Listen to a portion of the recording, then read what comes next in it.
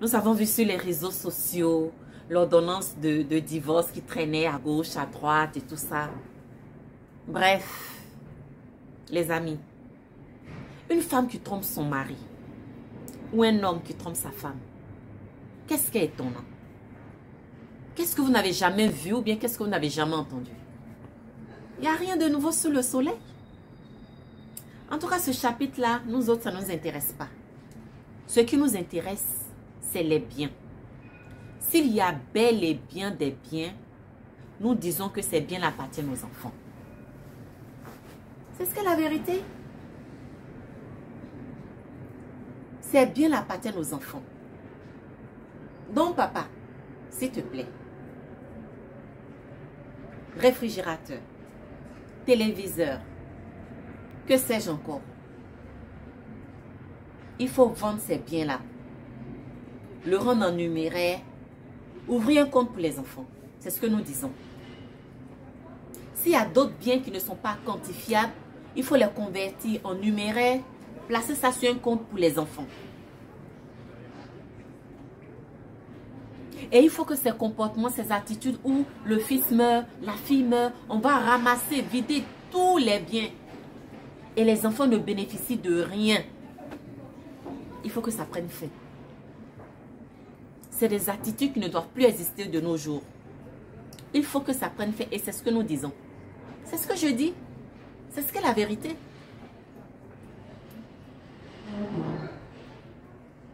Lorsque le fils meurt, lorsque la fille meurt, elle a des enfants. La question qu'il faut se poser, a-t-il laissé un testament? A-t-il fait une donation? À qui la donation? Mais s'il n'y a ni testament, ni donation, sans tergiverser, sans réfléchir, les biens reviennent tout de suite, immédiatement aux enfants. Et là-dessus, je voudrais attirer l'attention des femmes. Vous savez, en Afrique, les hommes, ils bougent beaucoup.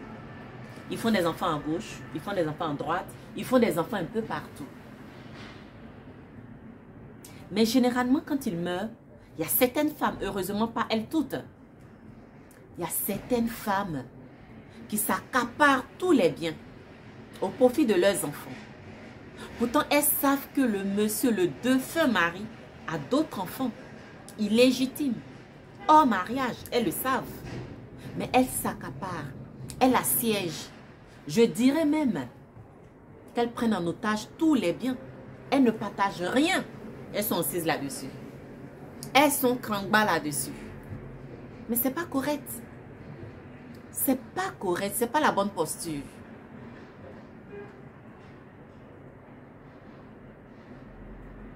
Parce que ce que vous oubliez,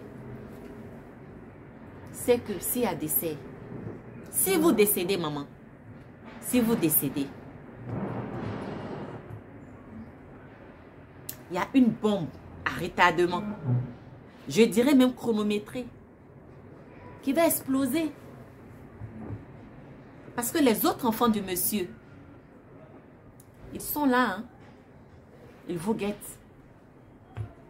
Ils vous guettent.